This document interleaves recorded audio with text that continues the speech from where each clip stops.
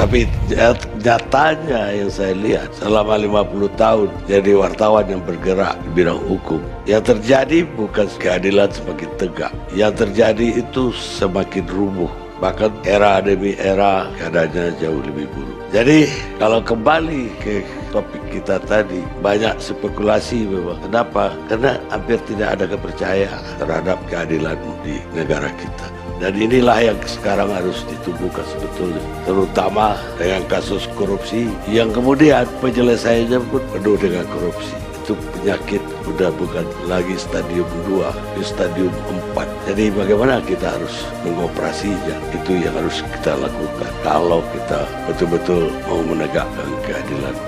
Kerugian terbesar dari korupsi di pemerintahan adalah hilangnya kepercayaan publik. Mike quickly kami diskusikan, Anda simpulkan. Kita ketemu LC yang akan datang. Separuh dari Twitter yang masuk ke saya minta Rocky Gerung jangan diundang lagi. Tapi separuh mensyaratkan LC harus ada Rocky Gerung. No Rocky Gerung, no party katanya. Sekarang yang terakhir, yang juga udah lama nggak hadir di ALC, Rocky Gerung. Pemirsa itu menduga dia nggak datang karena saya diintervensi kekuasaan. Jadi malam ini terpaksa saya bantah, buktinya dia ada. Sebetulnya itu post factum. Karena saya katakan saya tidak diundang sejak 2 bulan lalu sampai kemarin. Itu tidak membuktikan bahwa Anda membatalkan dalil saya. Oke, ya anggap aja Karni Ilyas akal sehatnya pulih gitu. No Karni, no berani. Judulnya ini secara grammar keliru. Kata waduh itu nggak ada gunanya kalau di ujungnya terbakar. Kalau dibakar maka itu ada gunanya. Tapi saya bisa bayangkan mungkin 14 jam Karni Ilyas mesti rapat dengan timnya untuk memilih judul gitu. Terbakar atau dibakar? Penyelesaiannya adalah dikasih tanda tanya. Biasanya begitu tuh. Terima kasih Bung Rocky Gerung. Tegakkanlah keadilan walau untuk itu langit akan runtuh. Fiat Justitia Ruat Kolum.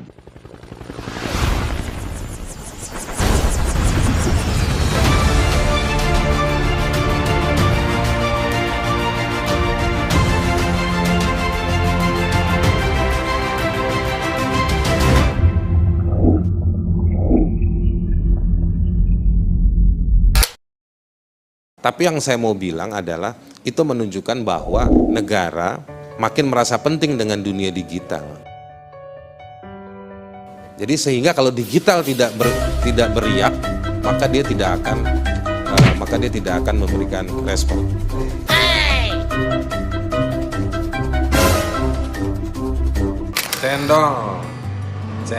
Cendol yang gagal ketemu komodo.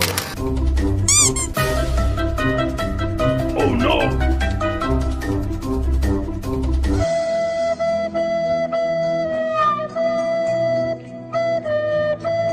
Karena Rocky Gerung sudah datang.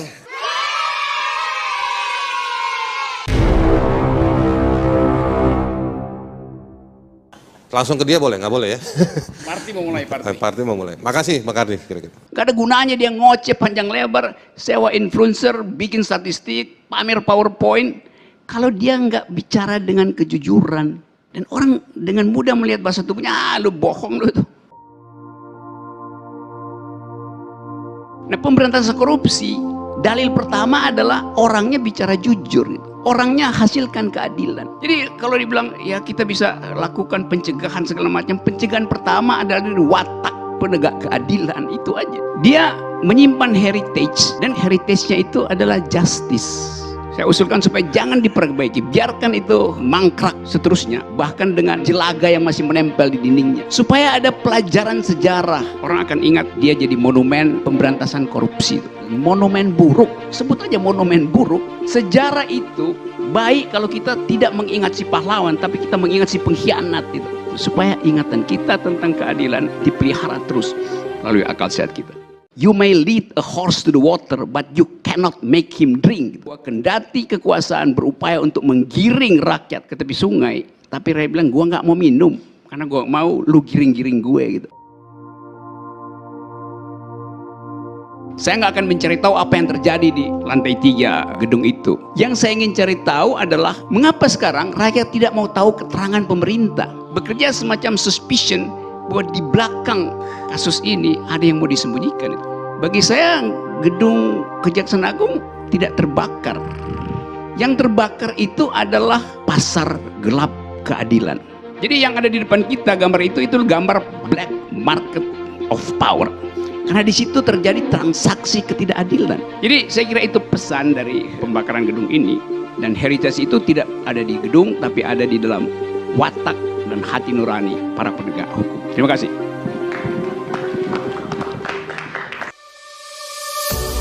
I marvel in your eyes, swimming in your sky. I've never been this high or this high.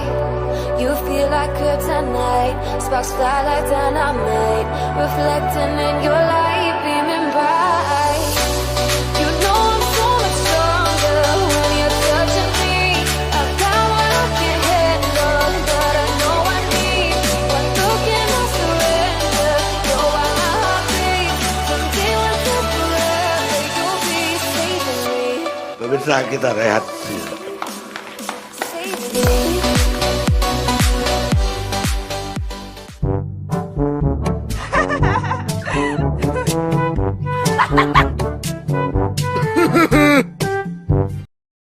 Pemirsa, kita bertemu kembali malam ini di Indonesia Lawyers Club dalam episode berjudul Undang-Undang ITE mengancam kebebasan berpendapat.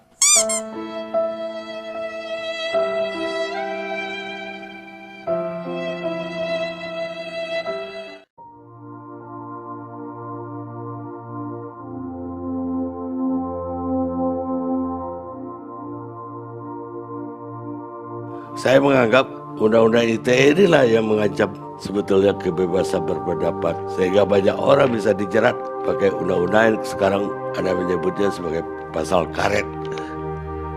Terutama ketika seorang ibu-ibu dipenjarakan gara-gara membuat email yang dianggap menghina rumah sakit Omni karena dia tidak mendapat pelayanan, dia merasa tidak mendapat pelayanan yang baik di rumah sakit tersebut. Tapi rumah sakitnya mengadukan dia ke polisi pakai undang-undang ini, dan ibu-ibu itu sempat dipenjarakan sebelum reaksi masyarakat deras dan akhirnya dilepas kembali. Saya mau nanya, boleh nggak? Ini kan Kominfo, jadi gini nih, tadi kan salah satu tujuannya kan soal diskriminasi rasial dan lain-lain. Ketika orang Papua dikatain monyet, secara kedigitalan, apa kerjanya Kominfo? Karena yang terjadi justru internet di Papua di throttling, dibatasi. Berdebat dan juga bisa bersama modifikasi. Kenapa saya katakan begitu? Karena berdebat dan juga bisa bersama modifikasi. Kenapa saya katakan begitu? Karena Mas, sorry Mas, saya Iya. bukan soal putusan petun ya, saya tadi udah bilang dari awal. Tapi tindakannya Kominfo terhadap pihak-pihak atau akun atau orang-orang yang menggunakan sosial media untuk menyebarluaskan tuduhan monyet itu. Apa ada nggak giliran ke orang yang mengkritik negara ada tindakan hukum. Tapi giliran kepada orang yang menyerang kelompok-kelompok yang kritis terhadap negara atau marah terhadap negara, kok tidak dihukum? Baik. Nah, sekarang saya mau nanya itu. berdebat dan juga bisa bersama modifikasi. Kenapa saya katakan begitu? Karena Ini sedikit aja, Anda tinggal jawab, ada nggak tindakan terhadap itu atau tidak? Tidak Kalau- ada ya, tindakan kalau nggak yang ada, secara spesifik berarti untuk negara merespon tidak itu. melindungi orang-orang Papua yang dituduh monyet. Udah gitu aja simpel. Oke. Bang Karena Karni, mau ada iklan habis ini. Bang Karni, Oke, saya. Bang Karni saya itu, Twitter saya, itu 24 jam diserang Bang Karni. Tapi saya pikir, cara saya kan selesai. Mereka yang menyerang saya aja selesai. Kemudian juga Instagram saya, semua, kalau istilahnya Pak Kapitra itu semua akun binatang. Semua, Saya kira ini 24 jam. nanti Rocky nggak bisa ngomong nih kalau kita terusin.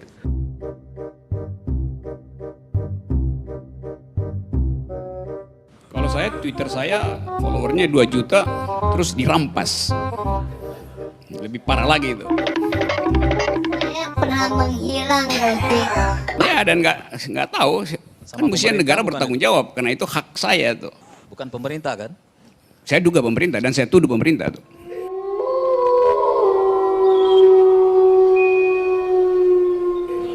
Ya, karena saya mesti menuduh. Anda boleh bilang bukannya, tapi saya tuduh pemerintah. Oke, terus. Yes, oke, saya balik pada tema ini. Rocky!